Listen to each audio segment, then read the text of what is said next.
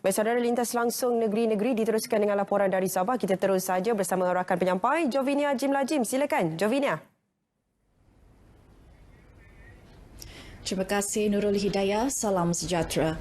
Penduduk daerah Tawau yang terputus bekalan air sejak 2 minggu lalu dijangka menerima agihan bekalan air menggunakan lori hari ini.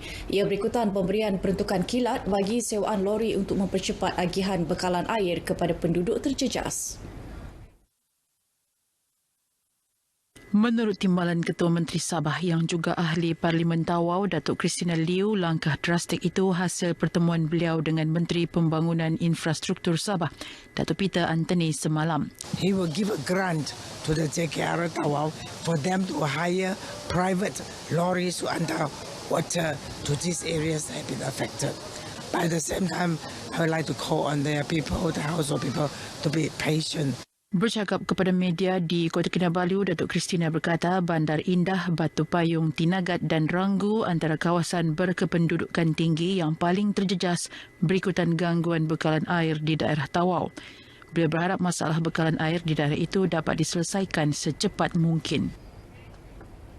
Berikutan krisis air di Tawau terutama di kawasan Balung yang semakin kritikal sehingga menjejaskan lebih 40,000 penduduk. Kerajaan Persekutuan khususnya Kementerian Pembangunan Luar Bandar KPLB diminta mempertimbangkan penyaluran peruntukan sesuai dengan permintaan untuk menyelesaikan masalah bekalan air di daerah Tawau. Menurut anggota Dewan Undangan Negeri Adun Balung, Datuk Osman Jamal, keadaan tersebut susulan kapasiti air sungai di loji Jalan Utara Tawau turun mendadak dari 1.86 meter kepada hanya 0.8 meter menyebabkan jabatan air membuat catuan antara 3 hingga 6 hari. Supply itu boleh kurang sehingga 16 juta liter satu hari. Belum masuk lagi kecuruan air yang lebih kurang 60%. Jadi bila dikumpul kawasan Sebalong ni akan menghadapi catuan sehingga tahun 2022. Beliau berkata demikian kepada pemberita selepas meninjau loji air Jalan Utara di Tawau. Datuk Osman berkata, antara cadangan yang dikemukakan ialah penambahan tangki dan pam air berkapasiti 5 juta liter masing-masing di Ranggu dan Queen Hill serta 2 juta liter di Kongsi 10. Penambahan tangki tersebut yang akan diisi dengan air dari loji Balung dapat mengurangkan 30% masalah air yang dihadapi penduduk ketika ini. Selain itu, KPLB juga diharap memberi peruntukan bagi pembesaran loji Jalan Utara dan Cinta Mata untuk meningkatkan pengeluaran air bersih bagi keseluruhan kawasan Tawau. Ketika ini, loji Jalan Utara Tawau dan Cinta Mata hanya boleh memproses 28 juta mililiter sehari berbanding permintaan 51 juta mililiter sehari bagi kawasan Balung, Bandar Tawau dan Apas.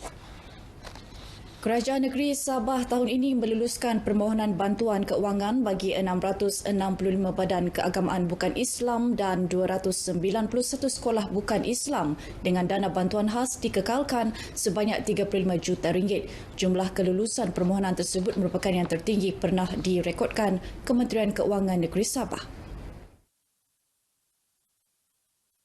Dalam sidang media di pejabatnya di Pusat Pentadbiran Negeri Sabah PPNS Kota Kinabalu, Pembantu Menteri Kewangan Negeri Kenny Chua berkata, walaupun menerima jumlah keseluruhan permohonan yang meningkat lebih 100%, Jawatankuasa Pemberian Bantuan Kerajaan Negeri Sabah kepada sekolah-sekolah dan badan keagamaan bukan Islam komited menilai dan mempertimbang setiap permohonan. Sekolah bukan Islam ialah sebanyak 291 sekolah berbanding pada tahun 2018 hanya 275. Bagi badan-badan keagamaan bukan Islam pada tahun 2019 telah meningkat sebanyak 665 buah berbanding tahun lepas hanya sebanyak 279. Kenny yang juga pengerusi jawatankuasa tersebut berkata, Majlis Penyampaian Bantuan berkenaan yang bermula dengan bahagian pantai barat selatan dan pedalaman bawah di Kota Kinabalu, Jumaat ini dijangka dirasmikan Ketua Menteri yang juga Menteri Kewangan Negeri, Datuk Seri Panglima Haji Muhammad Syafiee Haji Abdal. Pemberian bantuan kewangan ini adalah bagi pembaikan dan pembangunan sekolah-sekolah bukan Islam dan rumah-rumah ibadat bukan Islam di seluruh negeri Sabah. Peningkatan peruntukan daripada 1.2 bilion ringgit kepada 1.3 bilion ringgit bagi pentadbiran Islam dalam 2 belanjawan sejak pentadbiran Kerajaan Pakatan Harapan PH membuktikan keprihatinan kerajaan meletakkan kepentingan Islam sebagai agama persekutuan. Peningkatan tersebut juga menunjukkan aspirasi kerajaan untuk melihat kelestarian pentadbiran Islam dalam perbelanjaan negara. Menurut Yang di-Pertua Yayasan Dakwah Islamiyah Malaysia Yadim, Ustaz Nik Omar Nik Abdul Aziz, belanjawan 2019 menyaksikan peruntukan bagi pentadbiran Islam meningkat daripada 1.1 bilion ringgit kepada 1.2 bilion ringgit dan peruntukan tersebut meningkat lagi kepada 1.3 bilion ringgit dalam belanjawan 2020. Kita tengok peningkatan yang agak ketara dan ini sesuai dengan gagasan kemakmuran bersama. Antaranya untuk kita fokus supaya seluruh rakyat Malaysia tanpa mengira agama, tanpa mengira bangsa dan negeri semua dapat menikmati hasil mahsul yang ada di negara kita. Beliau ditemui pemberita selepas mengadakan kunjungan hormat terhadap Yang di-Pertua Negeri Sabah, Tun Dr. Haji Johar Datuk Haji Mahiruddin di Istana Negeri Kota Kinabalu.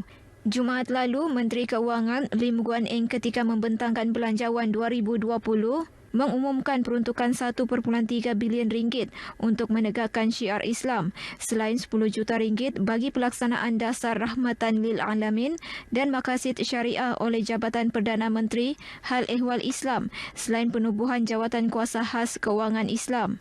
Turut diumumkan 50 juta ringgit bagi alaun guru kelas Al-Quran dan Fardu Ain Kafa, 50 juta ringgit kepada sekolah tahfiz dan sekolah agama rakyat dan persendirian serta bantuan khas one-off RM500 kepada imam, bilal, toksiak dan guru takmir. Baik, saudara, sekian berita dari Sabah petang ini. Kita kembali kepada Nurul Hidayah di Angkasa Puri. Silakan.